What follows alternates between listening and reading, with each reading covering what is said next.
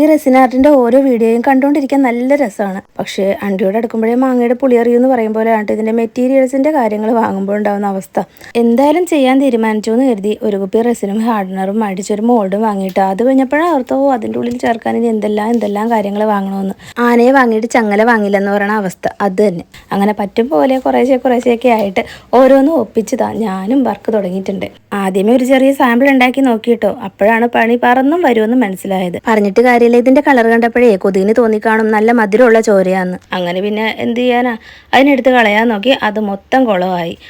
ഇതൊക്കെ നമ്മളെ പാഠം പഠിപ്പിക്കാനുള്ള ഒരു വഴിയാണെന്നേ.